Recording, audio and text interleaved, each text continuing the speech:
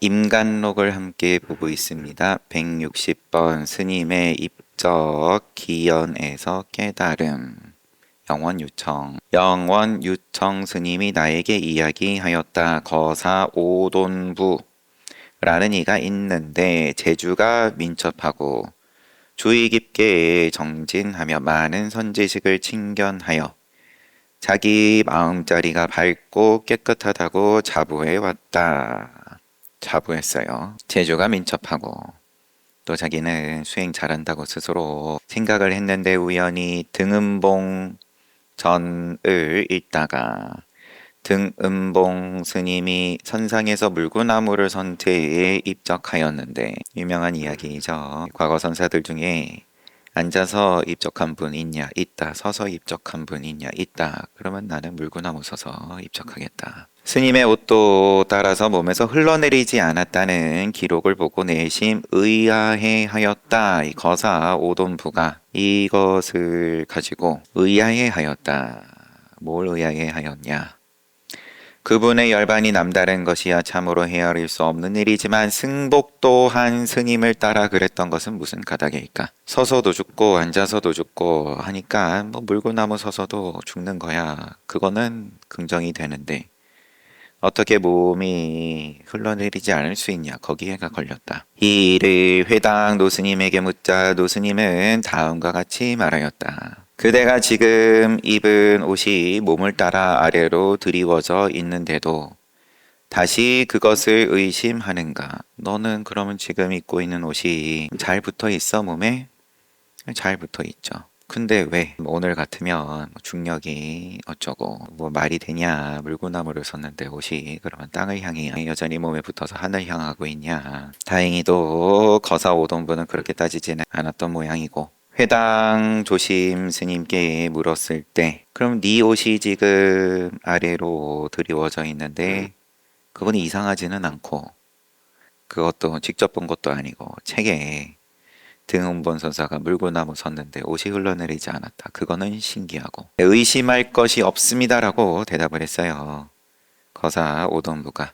회당 스님이 웃으면서 의심할 것이 없다면 물구나무를 선 채 열반할 때 옷도 몸을 따랐을 뿐인데 여기에 무슨 의심할 것이 있겠는가. 그러면 시비하려면 중력도 시비하지 뭘, 우주를 다 시비를 하지 뭘. 오돈부는 그 말에 밝게 깨쳤다. 그리고는 그는 상대와 상황에 맞게 번쩍하는 논변을 써서 혼매한 자를 많이 깨우쳤다고 한다. 재주가 민첩하니까 그걸 또 잘 활용을 해서 작용을 잘 하고 한 생 보냈다. 이게 전부예요. 그러면 사회의 상식으로는 조금도 통하지 않을 소리니까 용납하려면은 다 용납을 하든지, 용납하지 못하겠으면 그러면 나만 할 게 없는 건데, 자기 선이 있으니까 항상 여기서 여기까지는 동그라미, 요 선 넘어가면 꼬표, 나쁜 놈, 선의 한쪽은 우리 편, 내지는 과학이다. 표현은 가지가지지만 161번 금강경에서 설한 중생. 금강경에서 말하였다. 그때 해명 수보리가 부처님께 아뢰었다. 세존이시여 자모 많은 중생들이 미래세의 일 서법을 듣는다면 신심이 생겨날 수 있겠습니까? 수보리여 그들은 중생이 아니며 그렇다고 중생이 아닌 것도 아니다. 금강경의 시작은 이미 우리도 깨달았는데, 성문들도 깨달았는데 안욕따라 삼약삼보리를 깨달은 저 보살들은 어떻게 저렇게 편합니까? 도대체 뭐가 다른 겁니까?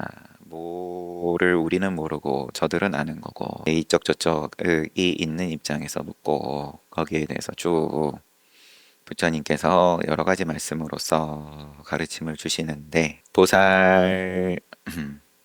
보살의 질문은 너가 한 질문과 같지가 않다. 그와 같지가 않다. 너는 중생을 전제하고 모양을 전제하고 나를 전제하고 너가 뭐냐, 성문을 전제하고 보살이 뭐냐, 이거를 엎어버리는 거죠. 그들은 중생이 아니며 중생이 아닌 것도 아니다. 무슨 까닭인가. 수보리여 나열에는 이렇게 말하나 중생이 중생이라 함은 중생이 아니니 그러므로 중생이라 이름하느니라. 그 이름이 중생이다. 이 경문의 뜻은 매우 심오하다. 여기까지 인용을 하고 금강경을 요거는 심오하다.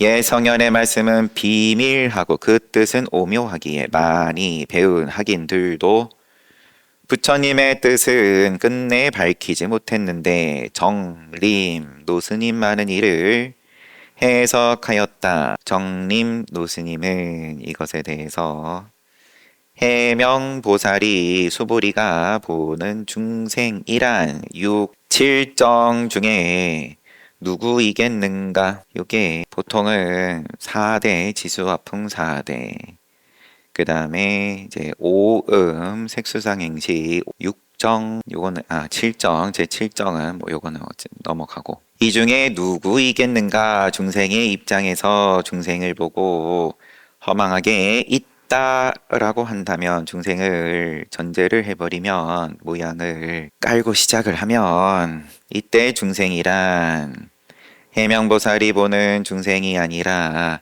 중생이 보는 중생일 뿐이다. 그러므로 중생이라 할 때 그것이 중생이 아니어야 비로소 소위 중생이라 할 수 있는 것이다. 머무름이 없이 중생이라 소리를 갖다 붙이는 작용을 하는 거랑 그러면은 그 개념이 이미 이제 머무른다라는 거니까 하나의 모양을 정형화하여서 틀로서 상대가 있는 것으로서 중생이 있으면 그럼 중생 아닌 게 뭐냐 이렇게 가는 거니까 중생이 아니어야 머무름이 없는 것이어야 비로소 소위 중생이라 할 수 있는 것이다. 이제 이 법문을 듣고 조금이라도 본래의 성상을 깨달았다면 본래의 성품, 모양 깨달았다면 어찌 신심이 나지 않을 수 있겠는가. 이쪽 저쪽에서 자유로워졌을 때 그것을 일러서 신심이라고 한다. 만든 모양의 신심은 또 그런 이야기 하는 자리에서 하면 되고 요 금강경에서는 본래 성상을 깨달았을 때의 신심이다. 해명보살이 중생을 있다고 보지 않았다면 어떻게 중생을 제도하겠는가? 중생에게는 중생이 있지만 중생이 있는 것이 아니며 해명보살에게는 중생이 없지만 중생이 없는 것이 아니다. 이러한 이치로 중생을 제도하는 것이다. 중생에게는 아직 깨닫지 못한 입장에서는 중생이 있지만 중생 모양이 있지만 그러면 그 모양을 내가 제도하겠다고 열심히 선업을 짓지만 보시지개인욕 쭉쭉 하지만 늘 불만족이다. 이게 내 계산대로 돌아와지지가 않는다. 늙고 병들고 죽고 늘 이 변화가 흘러가는데 계산대로 안 되는데 중생이 있지만 하고 이미 그렇게 들어가는데 전제하고 하지만 안녕하세요 하는데 안녕하세요가 돌아오지 않는다. 원하는 만큼 해명보살에게는 중생이 없지만 머무름 없는 입장으로서 작용을 하면 그러면은 모르는 가운데 아무도 그것을 알아보는 자가 없는 가운데 누군가 받아먹고 깨달았다. 이익을 누린다. 마르지 않는 작용이다. 평생 써먹고도 바닥이 드러나지가 않는다. 갈수록 더 풍족해진다. 이러한 이치로 중생을 제도하는 거다. 내 살림살이를 퍼가지고 빚을 얼마만큼 지는지 모르고 주변에서 박수치니까 명예죠. 결국 명예 욕심을 내는 거인 줄 모르고 나는 보살행을 한다라고 하지만 뒷감당은 또 누가 메꿔도 메꿔야 하는데 162번 이르기 어려운 공문 대지 백장 스님이죠. 대지 스님은 백장회의 스님은 다음과 같은 자문자답을 남겼다. 깨친다는 이 일이 그저 명목뿐은 아닐 테니 간판만 걸어놓은 건 아니다. 그렇다면 실다운 이치로 설명해야 하지 않을까? 그러면 인연 있어서 준 바도 없고 받은 바도 없는 가운데 하지만 깨달았다. 그런 희유한 입장은 참 다행하지만 그렇지 못한 입장을 위해서 설명 또한 실답게 돼야 되는 거 아니냐. 그러나 그것은 허공에 불상을 조각한다거나 허공을 놓고 무슨 새이라고 하는 격이다. 깨달으면 뭐가 좋고 어떠어떠합니다. 말을 얼마든지 하지만 그건 허공에다가 불상을 조각하는 거다. 이에 대해서는 유마거사께서 불법은 무엇으로도 비유할 수 없으며 법신은 자귀가 없어 어떠한 숫자예요. 수에도 떨어지지 않는다고 하신 말씀을 들을 수 있다. 형태고 정량화해가지고 얼마나 좋아집니까? 등등 얼마든지 말하려면 하지만 허공에다가 붙여 새기는 거다. 그러므로 성체는 성이 날 때 성, 이름이 없어 여실한 이치를 설명할 수 없으며 빌공자, 공문이란 이르기 어려워 마치 어디에나 앉는 쉬파리도 불꽃 위에만은 앉을 수 중생도 그러하여 모든 인연을 지을 수 있지만 오직 반야에는 인연을 맺지 못한다고 한 것이다. 인과로서 어떠어떠한 원인을 지어서 결과로 깨달음을 논할 수가 없다. 많은 학인들이 그 뜻을 잘못 이해하는 것을 보고 단견에 빠진다 이거죠. 그러면 인과법 아니라는 소리야? 본래 붙여야? 그러면 그냥 나 하고 싶은 대로 살면 되네. 등등. 많은 학인들이 그 뜻을 잘못 이해하는 것을 보고 중생이란 반야를 참구할 수 없다. 농사 짓는 게 아니다. 이렇게 생각하는 것은 잘못이다. 부정해버리는 건 잘못이다. 이 법은 아르마리로는 이르지 못하는 경계이다. 그러므로 삼조 승찬 스님은 생각해서 알 경계가 아니며 아르마리로는 헤아리기 어렵다. 신신명 구절. 농사라고 해도 아르마리고 농사 아니라고 그래도 또 모양이고 아르마리다. 그것만 쉬면 되는데 그것만 갖다 붙이지 않으면 되는데 워낙 그걸로 늘 살아왔다 보니까 세세생생을 그렇게 살아와서 또 제 요 몸이 굴러가는 중이다 보니까 인과로 이루어진 몸인데 그 인과를 붙이지 않을 수 있다라는 게 그게 불성이 있다는 거고 그러하기에 본래 부처라는 거고 내가 그래도 멍멍이는 아니네 이제 자부할 만한 거고 163번 금강경의 가르침을 일깨워줌 청룡도인 스님을 용담 스님인가요? 보고요. 금강반야경에서 오묘한 뜻을 깊이 깨달아 일찍이 금강반야경에 소를 붙였는데 아닌 것으로 청룡도인 스님은 금강반야경에 일찍이 깨달아가지고 거기에 설명을 붙이셨다. 정밀하고도 넓으며 깊고 미묘하여 법의 채상을 극진히 설명하였다. 찬사를 합니다. 이에 많은 법사들은 모두 그 경지를 엿볼 수 없었다. 당 명황 현종 명황도 경전의 이치에 마음을 두어 손수 금강반야경에 주석을 붙였는데 이 사람은 지난 생의 죄업으로는 응당 악도에 떨어져야 하겠지만 이번 생에서 사람들에게 멸시당하는 정도로 지난 생의 죄업이 소멸되리라. 싸게 넘어간다. 요 구절에서는 그 뜻을 이해하지 못하여 스님에게 묻자 이렇게 답하였다. 황제도 부처님 가르침에 이 금강반야경에 제 마음을 두어가지고 스스로 주석을 붙였는데 이 구절에서는 이게 맞는 거냐. 열반법으로 봤을 땐 당연히 아니면 인과법으로 봐도 마찬가지고 선업 불선업에 대한 그 공덕이 이렇게 덧셈 뺄셈이 안 맞아도 되냐. 숫자가 과거업에 대한 장부가 이게 안 맞는데 이걸 청령도인에게 물었더니 부처의 힘이며 법의 힘이란 불법의 힘이란 삼현 십성도 헤아릴 수 없습니다. 좀만 쉬어보세요. 덧셈 뺄셈만 쉬어보세요. 폐하께서는 지난날 반야경의 가르침을 들은 적이 한두 번이 아니니 다시 주석하는 마음에 잠기시면 저절로 뜻이 나타날 것입니다. 헤아림을 내려놓고 헤아림을 던져버리고 그러고 경전을 다시 보세요. 이에 명왕은 붓을 놓지 않고 글을 썼다 한다.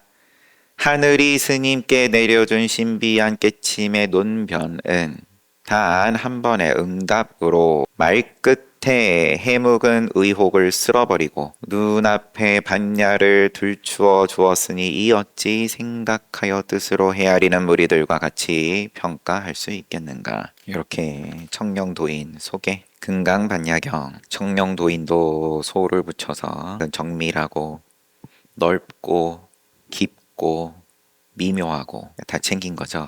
무량하다죠. 한마디로 하면 양이 있으면 넓어지면 깊을 수가 없고 깊으면 넓기도 힘들고 넓음도 깊음도 그리고 미묘함도 다 챙겼다. 법의 채상을 극진하게 설명하였다. 그게 이른다. 그 설명이 넓고 깊고 미묘함이 역시나 무량하다는 말이고 극하다라는 게 끝이 있어서 그 극에 달했다. 여서가 아니라. 그래서 모양으로 보는 현종은 이해하지 못하는 부분에 대해서 포기하세요. 근데 그 헤아림은 이 생명의 힘이니까 그러면 목숨을 한번 던져보세요. 이것과 다를 바 없는 말인데 그래서 황제가 실제로 그러면 그 헤아림을 내려놓았다. 그러니까 하늘이 내려준 신비한 깨침의 논변이다. 방편이다. 방편이 있다. 있었다. 청령도인이. 그러니까 이게 참 안 끊어져요. 내려놓게 한다라는 게 그러니까 거친 방법도 쓰는 거고. 164번 운문스님의 고감송. 운문스님은 때때로 납자들을 이리저리 훑어보고 살펴보아라. 거울 감자인데 뭐 이런 뜻도 있는 거겠죠. 살펴봐라 하여 그 스님이 무엇라고 대꾸하려 하면 그런 게 비춰봐라 하면 될 것 같아요. 뭐라고 대꾸하려 하면 이 의성어인 모양입니다. 떨어내는 한마 이 하고 소리쳤다. 그리하여 후학들은 그것을 기록하고 계를 지어 고감송이라 하였다. 고는 이제 훑어본다. 감은 비춰본다. 그런데 스님의 상수제자 덕산 원명 스님이 고감송에서 고자를 빼고 감송이라 하였다. 상수제자가 고도 뭘 그래서 사람들은 그것을 추고송이라 하고 고자를 뺀 송, 추고송. 감송이라 그러면 감송이라고 전하지. 추자 빠진 송 이렇게 아니 고자 빠진 송 이렇게 이르게기로 개송을 지어 사방에 뻗들이면서 대전상량이라고도 하였다. 대전상량 상량 아르마리를 떨어낸다는 뜻. 그 개송은 서로 만나 눈썹 까딱하지 않고 그대는 동쪽으로 나는 서편으로 붉은 노을은 푸른 바다를 뚫고 지나고 태양은 수미산을 맴돈다. 서로 만나 눈썹 까딱하지 않고 너는 동쪽 나는 서쪽 붉은 노을은 푸른 바다를 뚫고 지나고 태양은 수미산을 맴돈다. 이게 상수제자 덕산 원명스님이 지은 뭐 맞겠죠? 이름이 계속 복잡해서 여튼 우남극문스님도 계를 짓기를 운문의 추고송은 앞에 말은 정정해야겠습니다. 덕산 원명스님은 스승 운문스님의 고감송을 이제 제목을 바꿨다는 거였고 운문의 추고송은 그 내력이 있다. 영험 있다. 분명하니 그만두어라. 한자로는 지금 휴 쉬고 이걸 한글로 그만두어라. 오늘날의 스님들은 이를 허망히 여겨 그 뜻을 물어보며 흔히들 누나를 불아리며 썩낸 얼굴을 쏘아보며 이는 안목 있는 자의 경계이다 이렇게 말하고 만다라고 하니 잘못된 일이 아니겠는가. 또한 운문스님의 어록에 의하면 인용 온누리 그대로가 법신인데 헛되이 불법이라는 지견을 짓는구나. 불법을 이제 모양으로 만들고 거기에 집착하고 머물고 칭칭감기고 이제 주장자를 주장자라 하고 집을 집이라고 하면 될 뿐이다.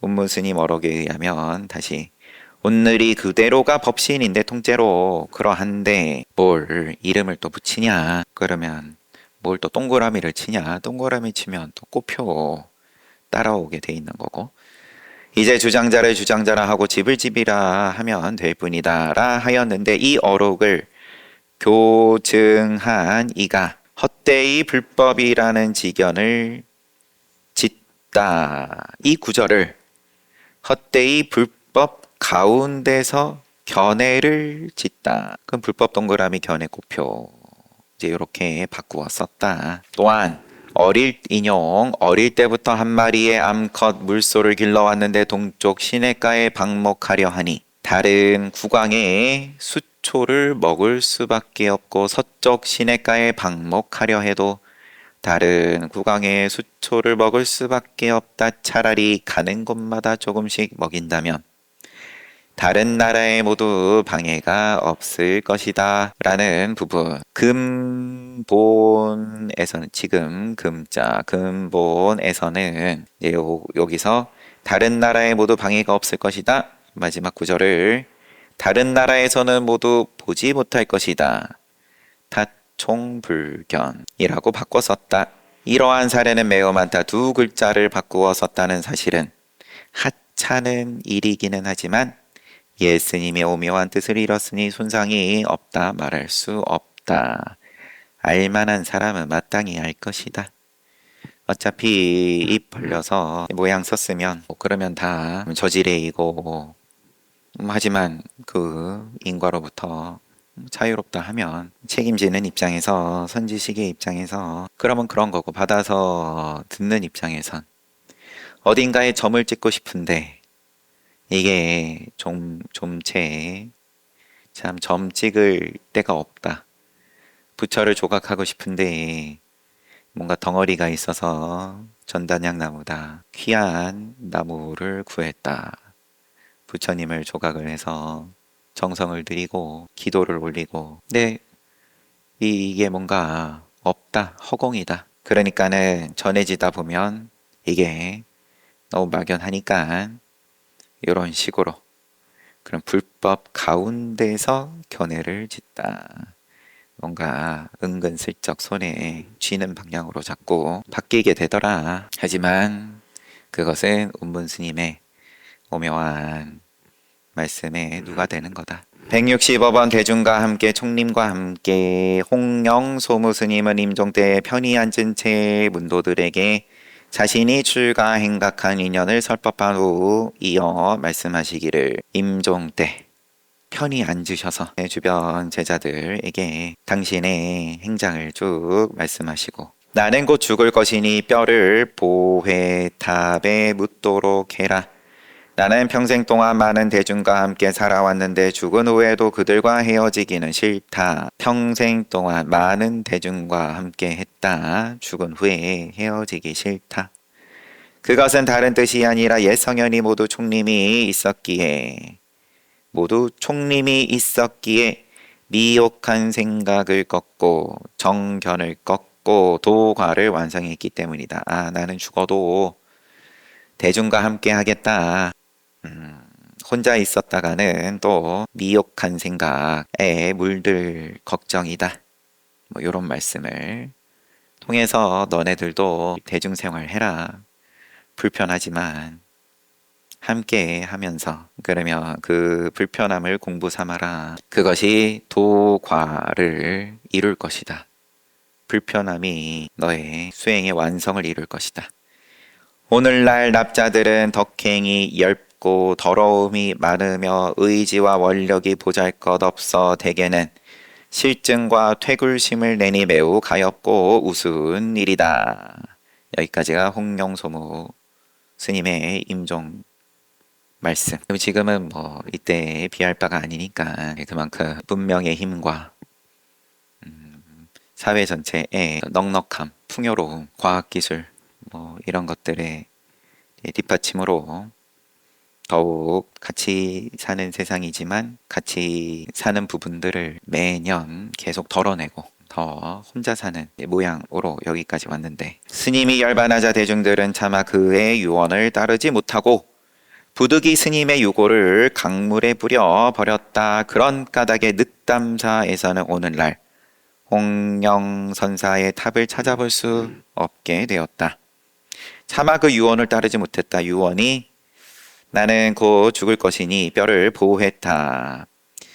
이거는 이제 개인 탑이 아니라 그럼 돌아가시는 분들 다 한꺼번에 안장하는 보자, 모일회자, 이제 유고를 그냥 다 한꺼번에 묻는.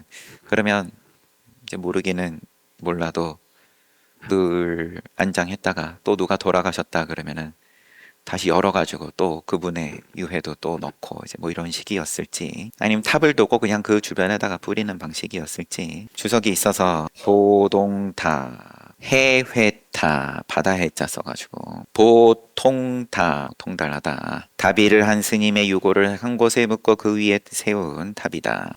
차마 그렇게 하지를 못했다. 어른 스님을.